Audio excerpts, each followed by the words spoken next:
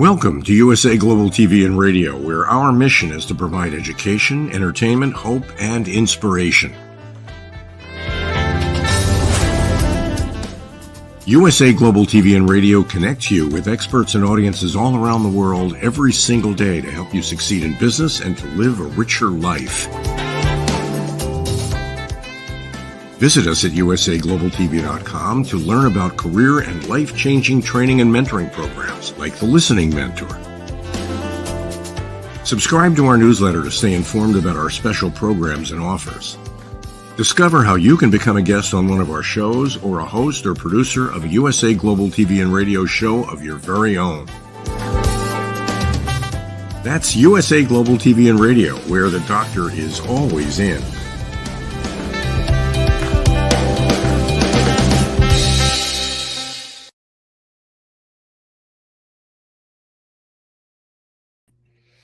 Hello, good morning, good afternoon, good evening. Hello to everyone around the world. This is USA Global TV and Radio. I'm Dr. Jacalyn Kerbeck, and our show today is the power of etiquette and manners. And we are going to be talking about the correlation of etiquette, manners, and emotional intelligence. Joining me is the star of our show and the aficionado about these subjects. Let's welcome Mr. Philip SYKES, founder of the British School of Excellence.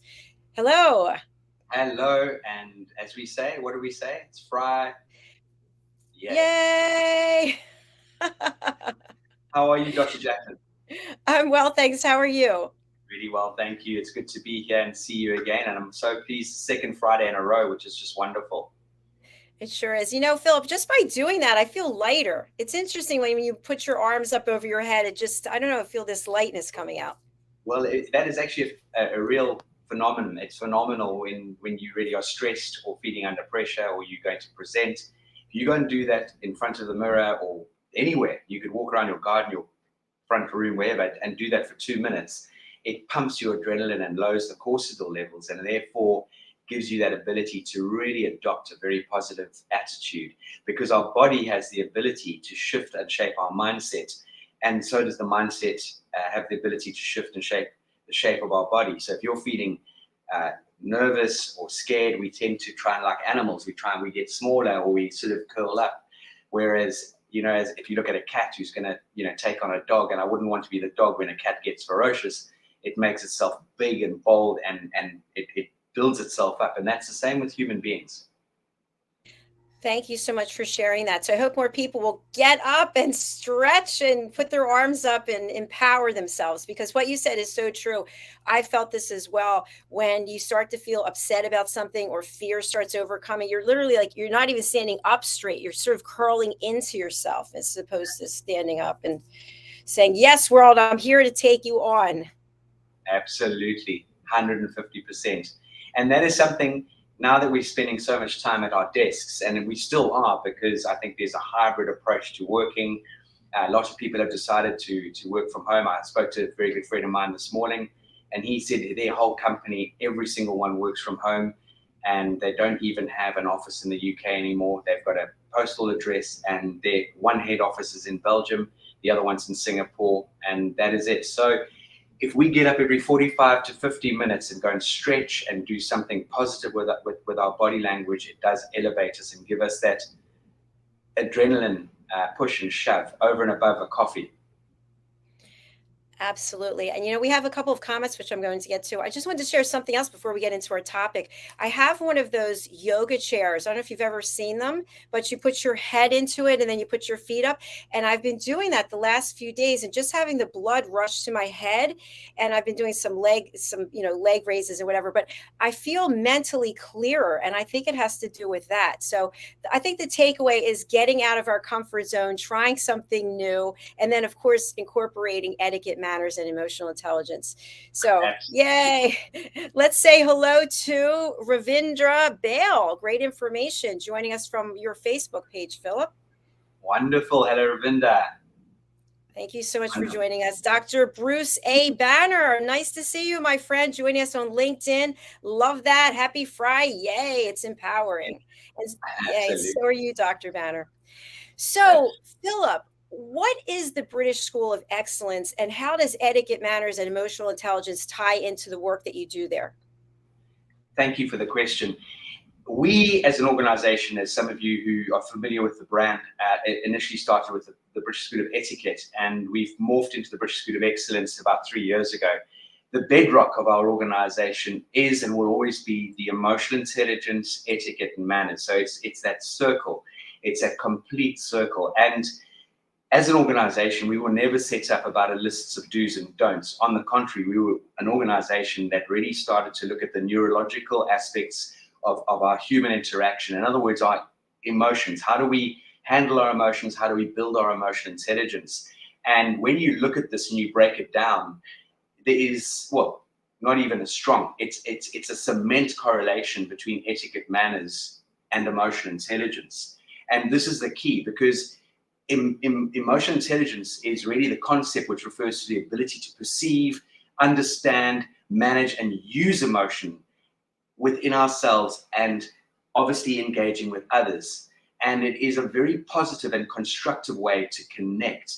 And this allows us as human beings for more effective communication. It allows us for better empathy, less conflict, and in other words, possible conflict resolution, in other words, and the understanding of others' points of views and perspective. Whereas the etiquette side of things, it gives us the opportunity to refer to, and not only refer to rules of engagement, but also conventions that govern our social or professional behavior. And it's very much about the behavior or behavioral code that really helps us to guide our actions in various social situations. And really, proper etiquette is often associated with respect for others, a keen awareness of the social norms and expectations in different contexts. So what I mean by that is, if we go to various countries, the most important thing is understanding the rules of engagement and respecting the culture, the religious background, the dress code, or whatever that might be. When we talk about the manners in this journey and in completing the circle, these are the social acceptable sort of behaviors and the actions that really we show respect, and we acknowledge, and we take on board the feelings of others. And good manners often involve being, well, not often, definitely involve being polite, being courteous, considerate in everything we do. And as you know, Dr. Jacalyn, we've got a coffee mug in the organization that literally stipulates, in a world where you can be anything, be kind. Absolutely, Philip. And you know, it's interesting. We've talked about this before. Sometimes we're well intentioned and we're well meaning and we are a nice person, but our emotions get the best of us. And we come from a situation where maybe we're given bad news or we're upset about something, and we immediately go to the next person and take it out on them. And I think that's a part where the emotional intelligence, manners, and etiquette all come together. But we have to tie up, I should say, our emotions. And that's a challenge for us. 100%. And Dr. Jacalyn, one of the things that we focus heavily on from the outset, no matter whether a child is coming through one of our kiddie kit programs, a teenager is coming through mindset and motivation, mindset and confidence, or mindset and money, adults or young adults coming through the polished student, the polished graduate, or the polished professional, the trainer that we deliver for people who really want to go into this industry and really change people's lives through the power of etiquette, manners, and emotional intelligence. Whatever it is we deliver, we always start with a couple of very key points. And one of those key points is, well, firstly, we take people on a journey. Because a lot of people look at etiquette and manners, and I always use this sort of animated, oh, it's for posh people, blah, blah, blah. Whereas you and I know, and a lot of people out there know, it couldn't be further from the truth. Etiquette and manners is for everybody. It empowers us. It gives us an amazing opportunity to open doors in our life, no matter where we go or where we come from. And not only that, if education wasn't so available to us, for example, we work with a lot of organizations throughout Africa, and it's not just Africa that have poverty the world over. There's poverty in every corner of the earth, every country. But Africa, just for example, we have an organization that one of our colleagues who presents a show on the USA Global TV platform, who's really influential in this, and that's Roland Friedel from Europe, Push Child Foundation in Uganda. and they have very little. And just through the guidance of good etiquette and manners, those doors could open for those young people through life as they get older, if they are not exposed to proper or good education. So as an organization, we look at this from a point of view of giving people the understanding that try not to allow your mood to dictate your manners. And too often, as you just rightly said, Dr. Jacalyn, we trigger, boom, because something's upset us. So something, it might be a phone call and someone's let you down on a big deal you've been working on, and your personal assistant walks through the door, or your wife walks through the door, your husband, and they ask you a question and you snap at them, bing, and they go, whoa, what did I just do? And meanwhile, what we've done is we've allowed our mood to dictate our manners, and we've thrown our energy, our negative energy, our mindset is all negative, and we've forgotten our manners, and we trigger and we hit someone on the head with that bad behavior. Now, easier said than done, but everything in life is about creating good habits, and you need to try and start as you mean to go on. So we incorporate what we call a 6-second rule. Now, that 6-second rule gives you that little bit, or not even a little bit, it actually gives you quite a large void between making a mess of something or being able to handle something in a far smoother way, or a far smoother light. Absolutely, Philip. And what you're sharing is so accurate. Just yesterday, I was somewhere and I got some very bad news, literally a minute before I had to go live. And so I still had people waiting for me. I still had a show to produce, and I had to focus on that. I could have easily taken the information and how it affected me and taken it out on the people waiting for me. But that's, first of all, unprofessional. It's also not kind. And the people have no idea what it is. If I'm angry or mean to them, what did they do? So I do believe that we all have the ability to control our emotions, to self-regulate, as you talk about in material you sent to me. We just have to make a conscious effort to be able to do it. So I would love for you to share a little bit more in reference to self-regulation.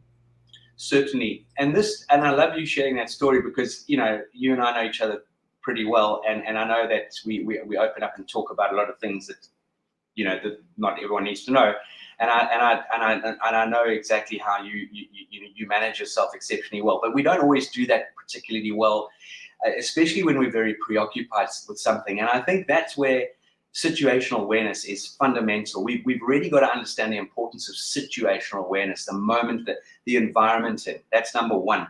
Number two is very much about mindfulness, okay? Being present, being in the moment.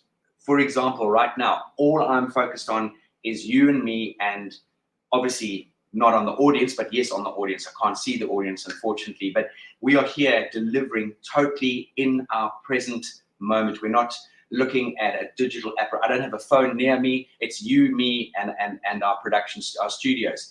And this is something that I want everyone out there to please understand the power of this. Challenge yourself in small bouts. Get off your digital apparatuses. Go and spend time and be in the moment. Sink yourself into a moment with a friend or with a family member for a period of time without any interruptions. Take your mind off everything else that might be troubling you and focus on the person opposite you or the people in your arena. And that is fundamental. So that's your situational awareness, that's very much your mindfulness, and that's very much about having that ability just to down tools. And then we need to become more self-aware. And some of us might ask or want to know what self-aware means. And it's really that ability to notice what we're feeling and possibly thinking, and why am I thinking that? Why am I feeling this right now? And when you start to feel something like anger or sadness, or you starting to get a little bit irritable, we need to take a moment to try and put our feelings into words. And so much so that when I'm in this sort of environment, I will often write down exactly why or what I'm feeling and why. And we can then start to understand, in this instance, we can act rather than necessarily trigger and react. We then need to understand the importance of that self-awareness and how self-control align with one another. Because the self-control is very much all about thinking before we act. And it does, as I said a few moments ago, it can push those or put those very few precious seconds or even minutes between feeling that unbelievably strong emotion and taking an action that we might end up regretting. So when we do sort of ground ourselves in situations, we incorporate good habits such as that 6-second rule. And sometimes you need 20 minutes. Sometimes you need a walk around the block, go for a run, and as we all know that wonderful expression, go and sleep on it. If that's what's necessary, do that, because I can assure you it will help us all with ourselves, our relationships, our colleagues, and our business associates. Brilliant as always, Philip. Thank you so much. Something I wanted to share in regards to what we're talking about now is that my team and I taught the power of listening to some students at the Intercontinental School of Economics and Applied Sciences, and they're graduate students in Zambia. And what came up was judgment clouds our ability to listen at a high level. And I feel like emotional intelligence means being able to listen at an elevated level and to put judgment aside. And what really came through for the students, and even for me, is that many times we're listening, but we're actually judging what the other person's saying, or we're making offhanded comments like, well, that was stupid. Well, why would you do that? That's a waste of time. Or look what you're wearing. Look ridiculous. We do these things all the time, and it really impacts our ability to act with emotional intelligence. They're my thoughts. What do you think? Oh, completely. That for me is, it rings alarm bells in the sense that, well, okay, so that we have that prehistoric brain, and unfortunately, unlike our various sort of devices, as in our digital devices, they're always upgrading, and then all of a sudden it expires, you have to go and buy a new one. Our brain, we have not had the privilege to upgrade the prehistoric parts of our brain, and so it's innate in us. They call it sort of the inner chimp, the inner chimpanzee inside of us. We either react in a certain way or we run. And when we understand the importance of the, well, let's go back to what you were talking about, the emotional intelligence. Emotional intelligence really allows us, it's at what we call emotional regulation. And this is what I was sharing earlier in creating good habits for ourselves. That emotional regulation really does allow us for effective management of one's own emotions. And this means that even in very stressful or frustrating situations, an emotionally intelligent person can really maintain their composure and continue to act respectfully and politely, displaying good manners.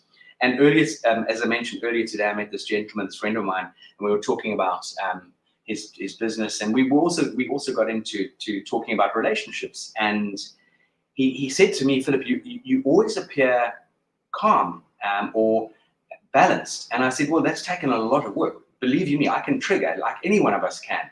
And it does. I've worked exceptionally hard on this, because when we were broadcasting a few months ago, one of our listeners asked us, Dr. Jacalyn, how do you do this? How do you create this way of living and lifestyle? It's a mindset. It's something that you've got to absolutely make a choice. If this is something you're going to personally focus on, you've got to set those goals. You've got to set time frames. You write down and you create an emotion management diary. Literally every day, you can write down everything that you achieved, which is wonderful. Everything where you thought you might have slipped up slightly, or anything where you triggered and you shouldn't have. And you start to work on this particular journey. And you then congratulate yourself the next time you write something in that emotion management journal or diary. Wow, I didn't act like I did the last time a few weeks ago. That is starting to make progress. So it all very much revolves around, and EQ, as we all know, is a very broad subject, because EQ really does focus on various aspects of empathy and understanding our social cues. It's about our emotional regulation. It's about effective communication. It's about how do we handle conflict resolution, as we've just been talking about it, and understanding boundaries.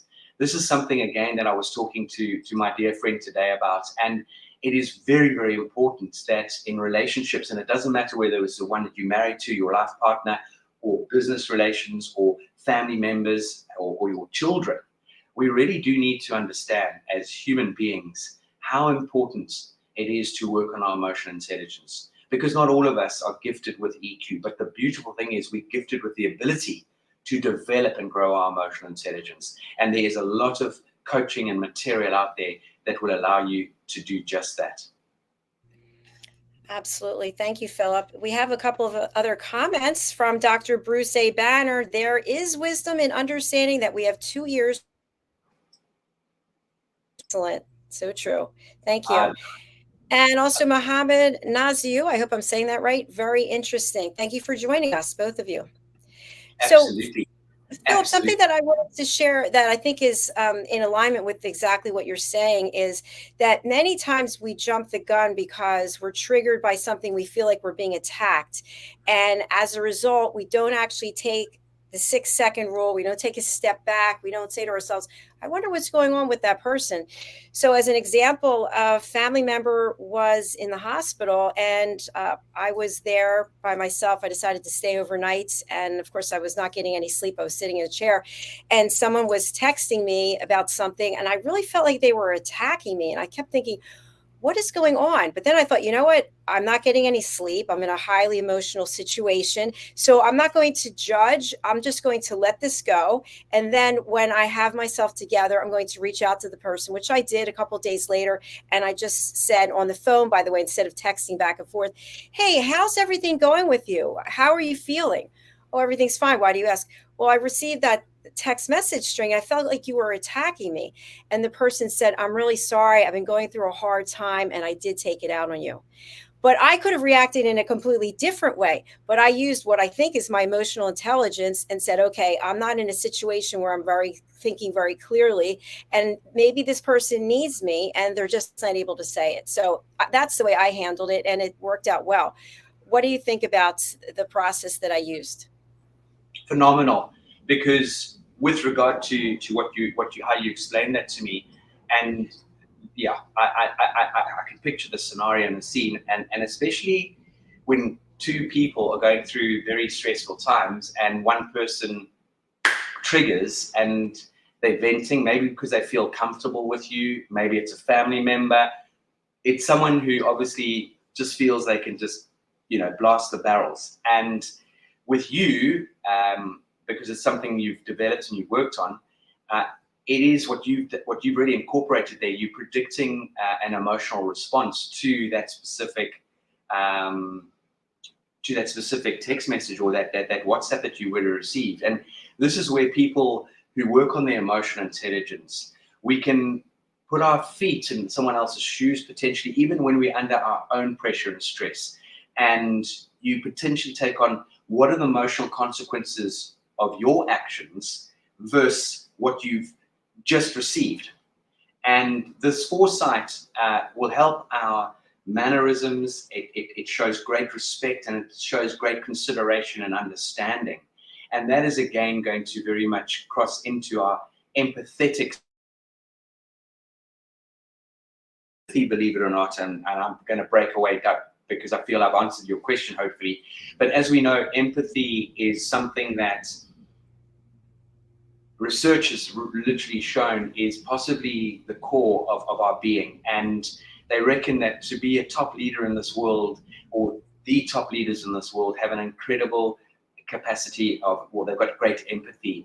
And it's really to understand the feelings of others. And empathy is that very critical component of good manners and proper etiquette. And it's very much about being able to, as I said earlier, put your feet in someone else's shoes and really determine what the most appropriate course of action would be to take, or how should I respond?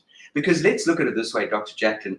I want to ask you the question, how do you think you would have been received, or if you had to put an aggressive pop or return message to that person, how do you think it would have panned out?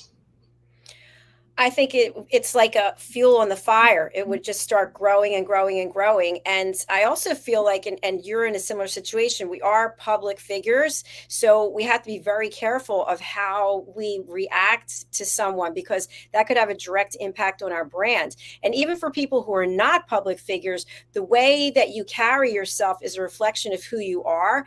And before you know it, one instance grows into more and more, and then people start to say, you know what, I don't really want anything to do with her or him because she's a hothead, he's a hothead. They're easily triggered by things, and so there's nothing positive that comes out of it, is my thought.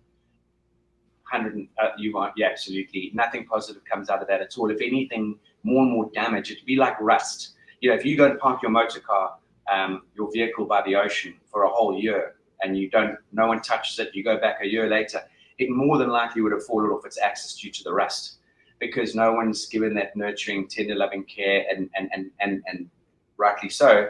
That's what the destruction of the salt and the corrosion would create. And that's exactly what we in relationships can do to one another. We can really start to corrode our friendships and our relationships unnecessarily so, because we might get hot-headed because of our egos.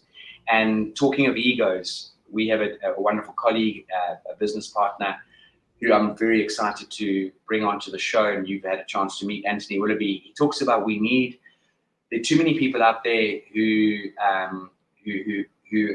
what's the word? What does he use? He uses a term along the lines of there are too many people out there with so much arrogance and no substance. And what we really need in this world is we need substance without arrogance. And that is the key, I think, to a lot of our day-to-day struggles in this world. Well, first of all, congratulations for Anthony Willoughby joining you. He's a fantastic individual. I'm very excited to hear about that collaboration.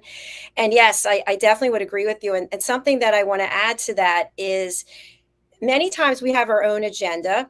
For example, we've expanded here at this platform. We have a number of opportunities, so many opportunities. I've had to redo the slide deck 3 times because I'm like, oh, I forgot about that one. But I'm meeting with individuals, and what I'm finding is that people want to get something off their chest about what's going on in their life. I just had somebody who went off for about 20 minutes. We only had a 30-minute meeting, and they spent the 20 minutes talking about whatever.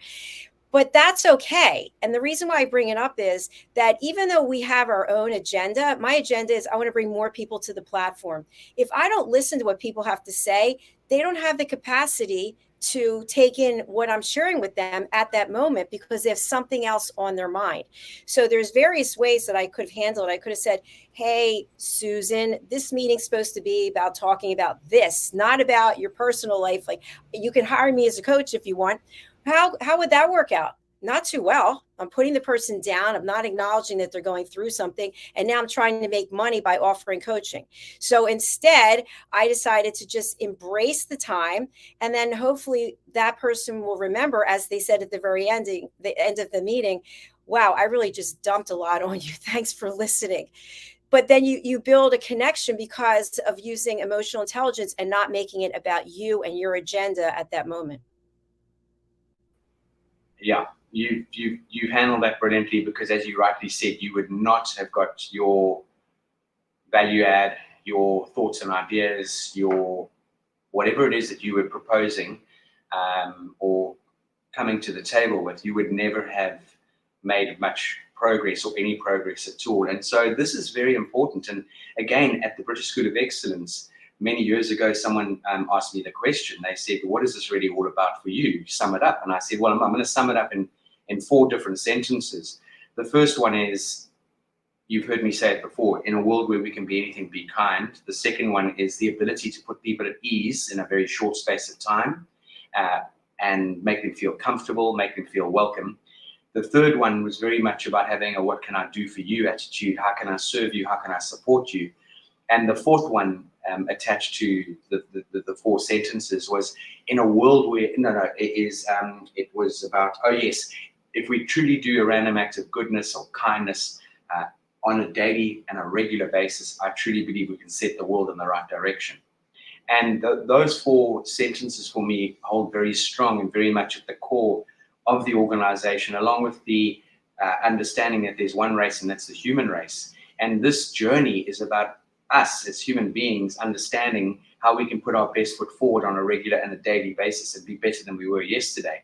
And what allows us to be better than we were yesterday is by incorporating emotional intelligence, etiquette, and manners. And when you can do that, the world becomes a much nicer place. B, you go out there, you build incredible friendships, strong relationships, doors start to open for you wherever you go. And let me tell you, if it doesn't happen for you in your lifetime, you're investing for the future of maybe your children and relatives that are still to come. It is so true. Thank you, Philip. We have a follow-up comment from Dr. Banner. Active listening can regulate our responses. Dr. Stephen Covey, in his book, 7 Habits, cites, seek first to understand, then seek to be understood. Key is listening, not hearing. Process, love that 6-second pause, then respond rather than react. Thank you both for this episode. And thank you for being here. We appreciate you. Thank you. One thing that I'd like, go ahead, sorry. Sorry to interrupt. Just to top that is, or not to top that, just to complement what the doctor very kindly said to us. You know, it is fundamental, and this is something that you are passionate about, is giving people the tools and the skill sets to be a good listener, because there's a difference between listening and hearing. And that phrase that we can coin out of what's just been shared with us, we need to learn to listen to understand, not to respond. And that goes back to 2 ears and 1 mouth. And when we learn to listen to understand, genuinely understand, and not respond, which we will respond eventually, but in doing the understanding and taking things on board, we are going to have far more dynamic relationships, because we can then interact and connect with people at a much higher level. Yes, and thank you for sharing that, and thank you, Dr. Banner. You know, we were talking about the power of listening. I put together a quiz. It's about a 25-question quiz. It's over on usaglobaltv.com, the Power of Elevated Listening quiz. And the reason I did it was because I asked people on a scale of 1 to 10, how would you rate your listening skills? And it's always a 6 or above every single time. And so even after people take the course, they'll get some of the questions wrong. And I started thinking to myself, is it because they weren't listening, or is it something more? And what I realized was, it's not that they weren't listening, it's that they have ingrained into their psyche, into who they are, that this behavior, whatever it is, it's usually judgment, is just part of their life. So for example, let's say, Philip, that you call me on the phone and I'm in the middle of doing something, but I see your name on the phone and I say, you know, it's Philip, I'm going to answer his call. And you start talking about the weather because it's bothering you some, your arthritis, whatever, God forbid, but something about the weather is causing you pain or strife. And I think to myself, this is ridiculous. This is so stupid. Why am I wasting my time while Philip is going on about this and I have this project? And that's judgment. And that's the kind of thing that we do on a regular basis. If you're my friend and I honor you, then whatever it is you're talking to me about, I can't rate that on a scale saying that's important or it's not important. Either you're important to me or you're not important to me. And as being important, then I have to have emotional intelligence to show you the respect and not think those thoughts in my mind. You might not know that unless I'm being very short with you. Oh, come on, Philip, speed it up. I've got something to do. So I just want to bring that awareness, because to me, I believe that's part of emotional intelligence also, is that the little things that we think in our heads that are part of this dysfunctional behavior cycle really manifest in much greater ways in how we treat people. Completely. And we often listen to that little voice in our heads too often, and not, again, this goes back to being very, very, very focused on being present, because the brain, as we know, has the ability to, I don't know what the statistics are. I used to know the statistics, but of all the thoughts we have every day, I think, believe it or not, and maybe someone who's listening can help me out here, or later I'll come back after I've gone back to my notes. But I believe that 70 to 80% of our thoughts tend to be negative, which is rather perturbing when you look at that as a statistic. On the other side of the coin, it's impossible to have a positive and a negative thought at the same time. And this really, I think, hopefully correlates to what you've just brought into the picture here, Dr. Jacalyn, is that through our ability to connect with one another, are we being very clear-headed? Are we bringing a very clear, open mindset? In other words, a growth mindset. Are we going to really take on board what people are sharing with us? Are we going to come with a receivership? It's like polishing it's like an insect with antennae. You've got to polish those antennae. Am I receiving? Am I coming in with a mind that's going to want to learn and be adaptable and adopt some new thoughts and ideas and take on board someone else's perspective? Yes. And Philip, just for the actual percentage, one of your colleagues who you've brought here, Dr. Sadia Rajput, she's put together a whole course about automated negative thoughts. And I believe it's 90%. I can't remember the number myself, but I was shocked by how high the percentage is. And it's usually the same negative thought again and again and again. It just keeps repeating itself like that hamster on a wheel. So I often think to myself, we worry about all these things that could happen to us. Instead of worrying about them, why not plan that if this happens, the solution is going to be this? And then that takes the whole fear away out of it. So those things that keep us up in the middle of the night that we're traumatized by, sometimes that it started out like this, now it's enormous. You have 10 people carrying it for you, and then it never actually happens. But instead of continuing with that negative thought, say to yourself, okay, what am I going to do when that happens? I'll have to figure it out.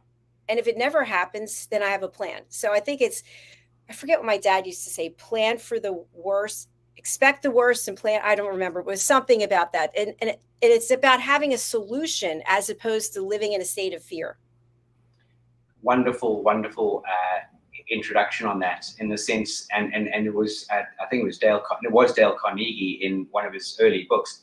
He talks exactly about that, Dr. Jacalyn. He talks about, if you, let's say, I don't know, you putting something, you worked very hard on a deal, or you worked hard on a friendship or relationship, always put it, and you're concerned there's a fear factor that kicks in. Always write down, what is the worst case scenario? What's the worst thing that could potentially happen? What's the worst outcome? And you actually write that down, so it's in view. And you say, well, what would really happen if that did really happen? Would the world fall apart? Would I lose a toe? Would I whatever? And then put in there, what's the most likely scenario or the best case scenario? And then the third one, which is very positive, what's the best, most positive outcome? What's the best case scenario? And when we put these things into perspective and put it on paper, it really starts to give you that, I'm stumbling my words here. It gives you a much clearer idea of how we could handle the different scenarios, and it reduces the fear, if not gets rid of that fear. And it really is a powerful tool. It's something we coach through our organization, something I adopt on every decision we make. And because I'm quick to make a decision, I like to make quick decisions because I love to jump out of an airplane and build my parachute on the way down. And sometimes it doesn't work. I didn't do research when you and I connected. I didn't know. Oh, meet Dr. Jacalyn. Sounds like, wow, let's just jump. Let's say yes. What can happen? What's the worst that could happen? And thus far, only good things have happened. So touch wood, Dr. Jacalyn, you're holding up your side of the bargain. Thank you, Philip. Yes, it's been an amazing opportunity getting to work with you and your team, and also to build a friendship. So I thank you for that. And I shared with you backstage that I got an email this morning asking if I would be a speaker at this conference where there are these internationally renowned people so I was so excited, and I immediately got back to the person and said, yes, please include me. Thank you. And then all the fear started coming. Oh my gosh, how am I going to do this? Imposter syndrome. I'm not good enough. Look at the names of these people. Look at what they've accomplished in their life. And all of a sudden I said, okay, let's stop with this. I'm not going to go down this path with this negative energy. I'm going to focus on the good things that are going to come out of it, the people that I'm going to meet, the networking opportunities, the education that I'm going to receive. And all of a sudden it just disappeared. I'm not saying it won't come back again, but I'm just going to keep focusing on all the positive outcomes.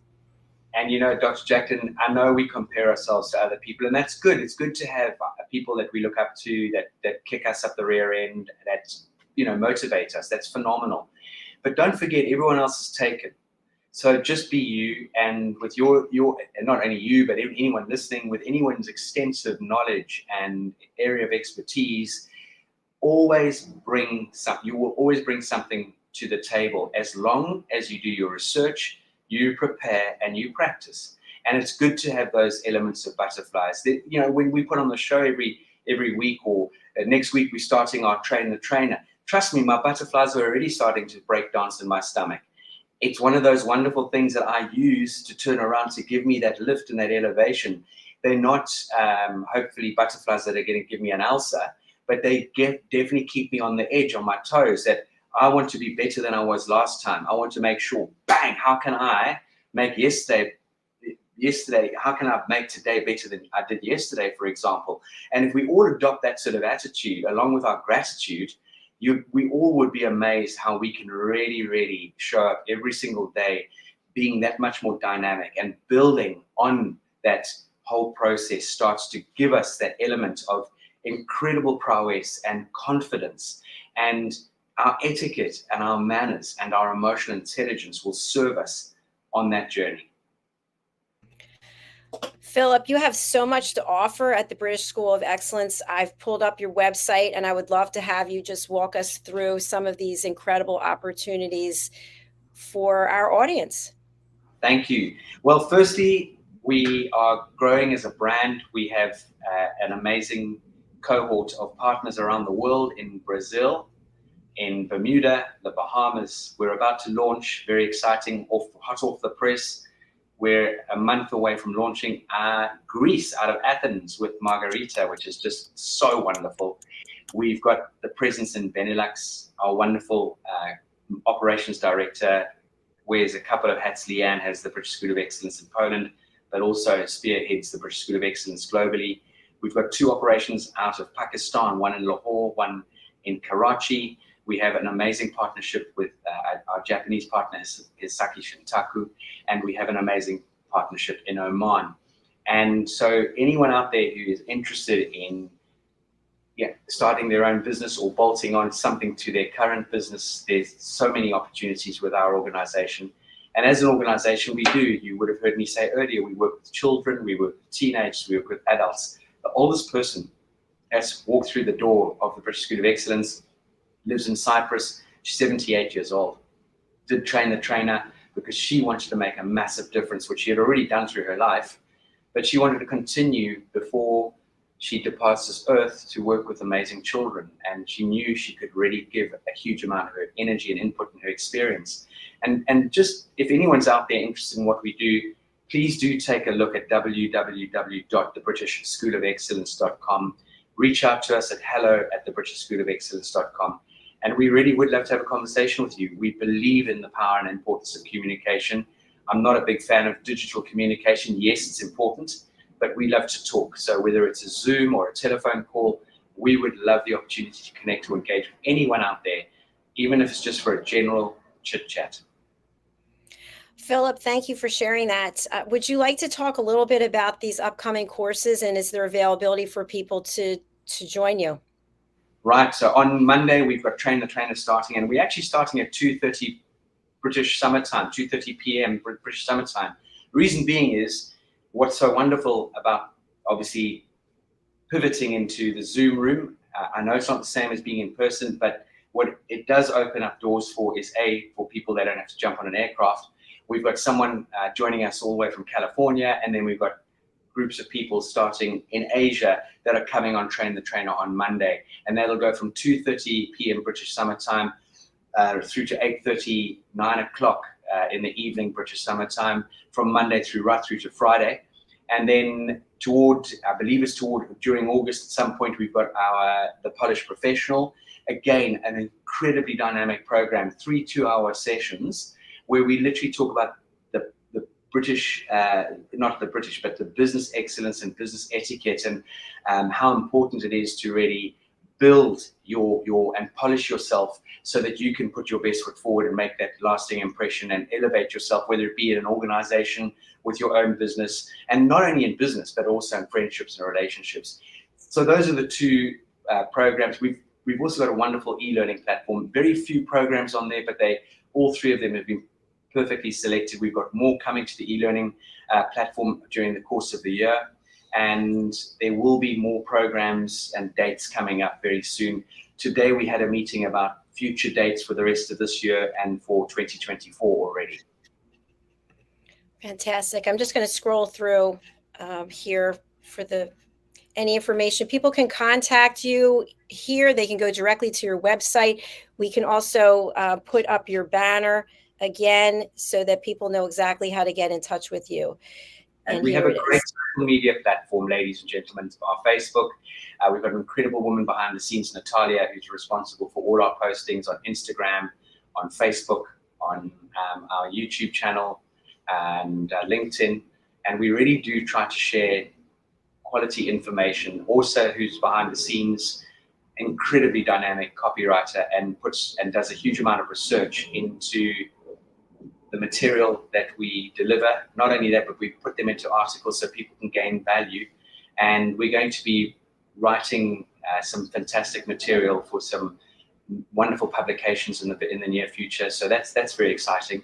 And everything we do is genuinely about adding value. How can we increase your value so you can increase value in your life and value to others?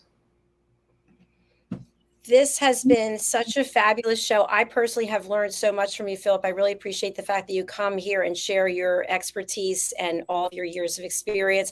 Please do reach out to Philip. As you can see, he's very approachable. He wants to hear from you. And you don't ever know where something's going to go. Like I mentioned to Philip, he introduced me to someone, 2 years ago, I think he introduced me to the doctor. And now I'm going to be speaking at her event. I just was teaching students in Zambia as a result of that connection. So you may say to yourself, I don't want to spend the time meeting somebody new. You're going to miss out. I promise you. It's an opportunity for you to grow and for you to share and bring value and receive value. 1,000,000%. Absolutely. That one person, one opportunity can change your life for the rest of your life because you showed up, because you made that effort, because you put your best foot forward. And on the other side of the coin, we are the change. You never know who's looking up to you. You never know who you're guiding and steering. So how you show up every day, you're not just doing it for yourself. You don't know who you're doing it for, but I tell you what, there are lots of people you are doing it for. So that's neither here or there, whether you know who it's for or not. But everything you do, whether we like it or not, we are being spotted. We're being taken seriously. We're being followed. Just understand the power of this, and something that really sort of rings true to this, and it's something, Dr. Jacalyn, I'd like to incorporate in one of our up-and-coming shows, is the importance and the power of influence, and how we as human beings have that at our fingertips. We can make or break something in a split second, and that is so powerful. It's actually more powerful than I think a lot of people really appreciate or understand. So true. Let's do that on an upcoming episode. Philip, we're going to close out with the British School of Excellence Train the Trainer sponsorship. Can you tell us a little bit about the individuals who are in this video and how you met them and what they're doing? Certainly. Well, from memory, we have wonderful Jessica van Hambeek, who's based in Belgium, Brussels, who joined us actually on a couple of courses and then took Train the Trainer. And I have to admit, all of these amazing Train the Trainer students were in person, so I had the privilege of meeting them. I've spent lots of time with them, not only through the program, but off the back of the program. And Jessica van Hambeek is based in Belgium and heads up Benelux, as well as focuses on her other two businesses. We've got Duda Graciana, who is based in where is Duda's back in São Paulo in Brazil. Duda has got an incredibly mature head on young shoulders, an incredible person. She does a lot of coaching and training for us. Not so much at the moment, but in the past, she's done incredible work with our teenagers. And then we go into Roberto Carril, who's based in Mexico, who runs the most unbelievable business in wine importation. And he himself said to me off the back of the program 6 months down the line that his business increased by 30%, his relationships, everything that he took on board through Train the Trainer has enhanced his business tenfold or 100-fold. So that's really wonderful. And he's become an exceptionally good friend. And that's actually one of the things I want to share with everyone. Majority of the people that walk through the door, especially Train the Trainer, become friends and part of the family.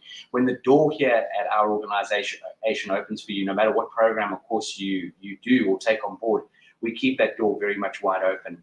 And that is something I'm absolutely fastidious about. So we've brought on someone into the organization who is just dealing with and I call it guest management.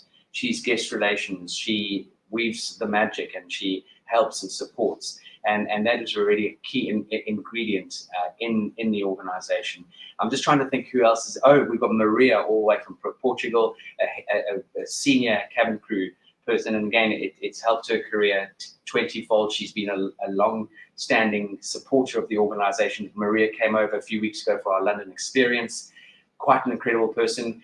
Then we've got a woman by the name of Marie Christine, who gives me goosebumps when I mention her name. She left Rwanda, literally treading over her family's dead bodies in the genocide or 20-odd years ago, cradling her baby daughter in her hands, and she fled the country. She trekked across Africa, being beaten, raped, and nearly dying of starvation on numerous occasions, taken in by the Red Cross in Kenya, and she landed up in this country on a male's passport. She forgot to eat it on the aircraft, she told me, and she's laughing while she's telling me that. She was taken in here as a refugee, and she now speaks on international stages around the world against corruption, against inhumane behavior, terrorism, and she has excelled exceptionally off the back of coming through Train the Trainer. And those are just a few. I know there are a couple of other wonderful candidates on this video that you're about to see, and it fills me with great pride and joy and also emotion when we look back and see what we've helped people do with their lives. Don't forget, ladies and gentlemen, you are like a big door. All we're doing is finding the correct key to fit that lock and turn the lock and open that door. Wow, that was so powerful, Philip. Thank you. Sonia Molandina was also in the video. Oh, Sonia. Whoa, how could I forget wonderful Sonia Molandina? She has just excelled. I repost a lot of her material. She's based in North London. Sonia has got the most incredible organization, focusing predominantly on children in mindset, in emotional intelligence, in interview skills and techniques, predominantly getting your kids through the door to enter good schools. And I know at the moment, Sonia's got some wonderful programs that are playing out over the summer. An incredible person. Sonia's put her children through the British School of, what was the British School of Etiquette, and now the British School of Excellence, as you know. And again, a great, great advocate for the industry. Thank you, Philip. We've got a couple of comments from a Facebook user. Very true. Thumbs up. Thank you. And also, lovely session, Mr. Philip and Dr. Jacalyn. Thank you. We'd love to know who you are. We can't see your name, but we thank you for being here. So thank you to everyone for engaging with us. Please do reach out to Philip. You have his contact information. Let me just put it up again. Philip, who would you like to contact you here at hello@thebritishschoolofexcellence.com or on your website? Anybody who is looking to take a step of personal development in whatever light that might be, anyone who wants to put their best foot forward or learn to put their best foot forward, we would love the opportunity to connect with you, engage with you. And if we can help you, we will say yes. If we can't, we'll definitely be able to refer you or recommend you to whoever might be the perfect fit for you as an individual. And I have to say as well, there have been one or two occasions that someone's wanted to do a particular program and spend lots of money with us, and I've just felt right there and then it wouldn't have been appropriate for that individual to take the program because they maybe weren't in the right headspace. They thought that this might be a quick fix solution, at which these tools are, don't get me wrong. But unfortunately, in life, we often pull the trigger on something when we're not quite prepared. I love the candor and the honesty that you have there. It has to be a good fit for both parties. So this has been a good fit for me and for USA Global TV and Radio and the British School of Excellence. So thank you again for being here. And thank you to everybody watching and listening. We'll be back next week. And please take a look at this sponsorship. You're going to learn a lot of information here about why you should get involved and contact Philip right away. As soon as this clip is finished, reach out to him. All right. Thank you, everyone. Take care. This program is brought to you in part by the British School of Excellence and founder, Mr. Philip Sykes. Building confidence, changing lives. Do you share our view that etiquette is a set of modern life skills that are essential for personal and professional success? Join us as an etiquette coach and change people's lives through the power of etiquette and manners. The last few days have been really amazing. I had a trainer course from the British School of Etiquette. And I must say it's been one of the best decisions I've ever made and one of the best investments I've made in my own training and development. Now, words alone will not describe the transformation and the positive path that I have traveled with the British School of Etiquette. I find I learned a lot from the lessons this time I came. The last few days with the British School of Etiquette have been fantastic. And what I've learned now is really beyond my expectations. This is the most rewarding experience and the best investment I have made this year. It was just great. I learned so much, and when I go back to Belgium I will incorporate a lot of it into my day-to-day life and business. It's been absolutely wonderful for the whole week that we were here. I feel transformed, and I feel like blowing a trumpet and tell people, come and do this school, this class is the best, this is the best school ever. You should take it. It will change your life immediately.